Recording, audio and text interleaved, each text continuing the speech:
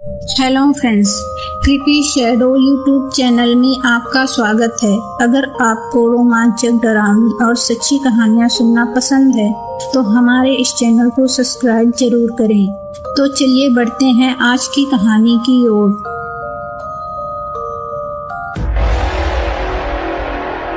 यह कहानी एक भूतिया घर की है। यह एक घर तो था, लेकिन भूतिया बन जाने के कारण लोग उसके नाम से भी डरने लगे थे। यदि कोई भूला भटका यात्री उसमें आकर ठहर जाता तो उसका क्या हाल होता, यह तो वही जानता था। वहां आसपास रहने वाले लोगों को उस घर में रुकने वाले लोगों की सिर्फ चीखें सुनाई देती थी। धीरे धीरे उस घर का ये हाल हो गया था कि अब कोई इसमें भूल से भी आकर नहीं ठहरता था। उस घर में सिर्फ अब एक चौकीदार रह गया था। उस घर में जाना तो बहुत दूर की बात थी, लोग उस घर के नाम से भी डरते थे। एक रात एक शिकारी उस घर की तरफ आया जो अपने रास्ते से भटक गया था। यह घर चारों तरफ से जंगलों से घिरा हुआ था। दूर दूर तक किसी इंसान की आवाज सुनाई नहीं देती थी। बाहर बड़ा भयंकर तूफान आ रहा था। तूफान के साथ ही बड़े जोर की बारिश शुरू हो गई। शिकारी घर के अंदर गया और आवाज लगाई, अरे कोई है। आवाज लगाने पर कोई नहीं बोला। जब घर में कोई होता तो आवाज निकलता। शिकारी ने एक बार फिर जोर से आवाज लगाई, अरे भाई कोई है यहाँ। इस बार उसकी आवाज पूरे घर में गूंज उठी। तभी एक आदमी को उसने छाता और लालटेन लिए अपनी ओर आते देखा। क्या बात है, कौन हो तुम? उसने शिकारी से पूछा। मैं एक शिकारी हूँ। क्या बारिश और तूफान रुकने तक मैं यहाँ ठहर सकता हूँ? चौकीदार ने डरते हुए कहा, क्या आप इस घर में रात गुजारेंगे?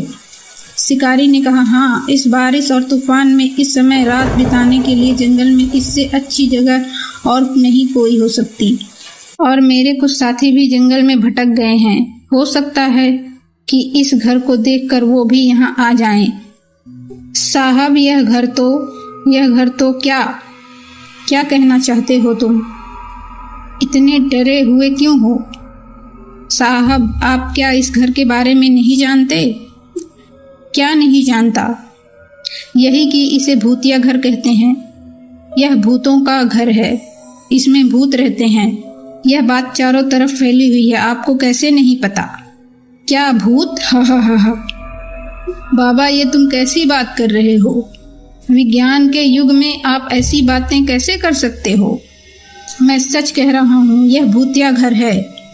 होगा, तुम जाकर हमारे लिए चाय का इंतजाम करो। इस घर में रहने वाले भूत को मैं देख लूंगा।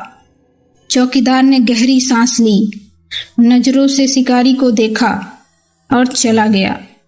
थोड़ी देर बाद वह चाय लेकर आया। फिर चौकीदार ने शिकारी से पूछा, लगता है साहब आप जंगल में पहली बार आए हो। हाँ, आपने ठीक पहचाना। क्या मैं आपका नाम जान सकता हूँ? चौकीदार बोला। शिकारी बोला, मेरा नाम कुंवर राणा है। अच्छा, तो आप राणा जी के बेटे हैं? हाँ बाबा, कभी हम लोग राजा थे, अब तो केवल नाम के ही रह गए हैं। अब कौन राजा कौन प्रजा। फिर शिकारी उस कमरे से दूसरे कमरे में चला गया और वहां जाकर टहलने लगा। टहलते हुए वहां की रखी हुई हर चीज को बड़े ध्यान से देख रहा था। कुछ चीजें तो उसे जानी पहचानी लग रही थी, मानो वह उन चीजों को पहले से देख चुका था। चौकीदार ने बाहर से आवाज लगाते हुए कहा, साहब आपको कुछ चाहिए हो तो मुझे आवाज देना, मैं बाहर ही हूँ। शिकारी बोला, ठीक है बाबा। इतने में शिकारी को कुछ आहट महसूस हुई, किसी के होने का एहसास। फिर अचानक पायल की छन छन की आवाज आने लगी। शिकारी सोच में पड़ गया, यहाँ तो कोई नहीं है, फिर ये पायल की आवाज। शिकारी उस आवाज के पीछे चलने लगा। फिर अचानक आवाज बंद हो गई। शिकारी ने देखा उसके सामने एक सुंदर लड़की खड़ी थी। शिकारी ने पूछा, कौन हो तुम? लड़की ने कहा, मुझे तुम्हारा ही इंतजार था।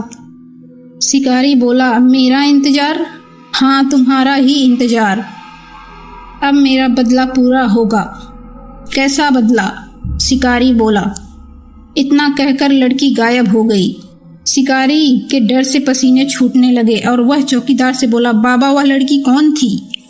चौकीदार बोला, साहब वह मेरी बेटी सुमन है। शिकारी चौंक कर, क्या बाबा तुम्हारी बेटी? लेकिन वह तो एकदम से कहाँ चली गई? चौकीदार, साहब वह चली नहीं गई, अदृश्य हो गई। शिकारी, यह सब क्या हो रहा है? मेरी तो कुछ समझ में नहीं आ रहा है बाबा, आप मुझे विस्तार से बताइए। चौकीदार रोते हुए, साहब दुर्भाग्य से वह मेरी बेटी है जो अब जीवित नहीं है।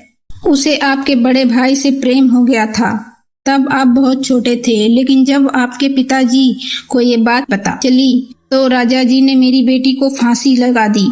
उसका शरीर तो खत्म हो गया, लेकिन उसकी आत्मा बदले की आग में जल उठी। वो एक भयानक प्रेत बनकर लौटी और एक एक करके सबको मार डाला। आपको राजा साहब पहले ही पढ़ाई के लिए बाहर भेज चुके थे, लेकिन सबके मरने के बाद भी उसका गुस्सा शांत नहीं हुआ। उसे आपका ही इंतजार था। अब वो आपको मारकर अपना बदला पूरा करना चाहती है। चौकीदार वहां से उठकर बाहर चला गया। तभी शिकारी को तहखाने में से किसी के रोने की आवाज आने लगी।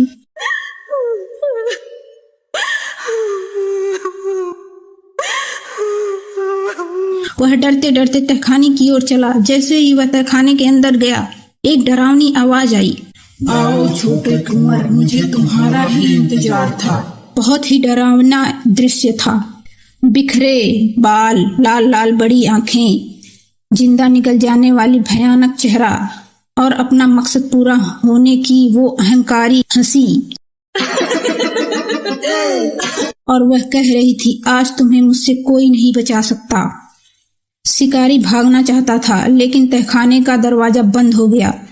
वैसे भी एक इंसान जब बदला लेने पर आए तो उसे कोई नहीं रोक सकता।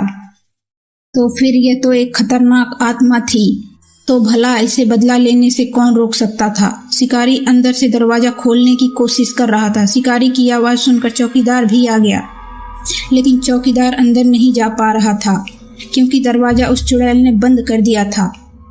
तो जब तक वो अपना बदला पूरा नहीं कर लेती, दरवाजा कहाँ खुलने वाला था। तभी तहखाने के दरवाजे पर खड़े चौकीदार को एक दहशत भरी चीख सुनाई दी। कुछ समय बाद दरवाजा अपने आप ही खुल गया। चौकीदार ने देखा कि शिकारी की लाश वहीं तहखाने में पड़ी हुई है, सारा जिस्म खून से लथपथ भीगा हुआ। लेकिन जब उसने उसके पास जाकर देखा और वह चौंक गया। शिकारी के धड़ से तो सर ही गायब था। उस चुड़ैल ने उसका सर ही उखाड़ दिया था।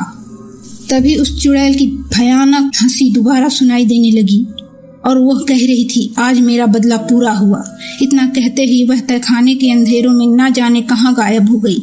किसी ने भी कभी उसे वहां दोबारा नहीं देखा। इस कहानी के बारे में अपनी राय देना ना भूलें। मैं फिर लौटूंगी ऐसी ही कहानी के साथ। तब तक अपना ख्याल रखें। धन्यवाद।